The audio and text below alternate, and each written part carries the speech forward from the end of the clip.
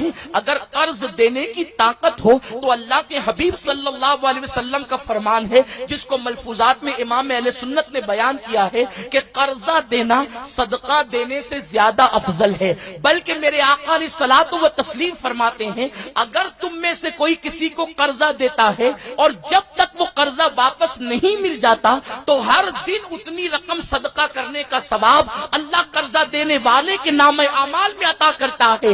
یعنی اگر تم نے کسی کو 50 روپے دیے، 200 روپے دیے یا 500 روپے دیے تو جب تک وہ 500 واپس نہیں آئیں گے اللہ رب العزت کے فرشتے ہر دن 500 کا صدقہ تمہارے اعمال میں لکھتے رہیں گے۔ ذرا سوچو تو صحیح، امام اہل سنت نے اپنے دور میں کہا تھا اگر ہم نے 200 کسی کو دے دیا تو جب تک واپس نہیں آتے 200 کا صدقہ روزانہ ہمارے نام اعمال میں لکھا جائے گا۔ امام فرماتے ہیں کس میں طاقت ہے روزانہ 200 روپے صدقہ دے؟ یعنی اس دور میں جبکہ 4 آنے کے اندر مہینے بھر کا سامان آ جاتا تھا، اس وقت امام نے فرمایا کس کی طاقت ہے کہ 200 روپے صدقہ کرے؟ اللہ اکبر! تو صدقے سے افضل قرض دینا ہے، اس لیے کہ بھکاری ہر دن مانگنے آتے ہیں، ضرورت ہو تو مانگتے ہیں، ضرورت نہ ہو تو مانگتے ہیں، لیکن اللہ اکبر قرض دار اسی وقت قرضہ مانگتا ہے جب اس کو اشد ضرورت پڑتی ہے۔ اگر قرضے کو عام کر دیا جائے تو سود پر کنٹرول کیا جا سکتا ہے۔ میرے پیارے آقا صلی اللہ علیہ وسلم کے پیارے دیوانوں،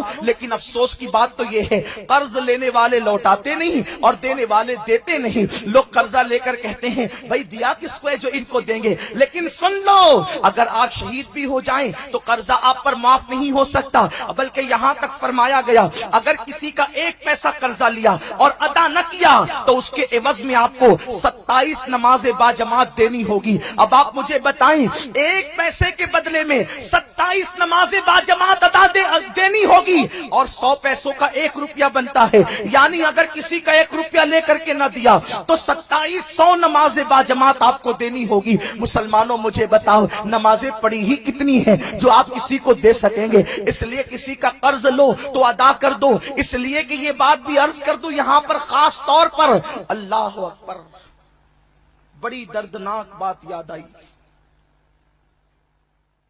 ایک جنازے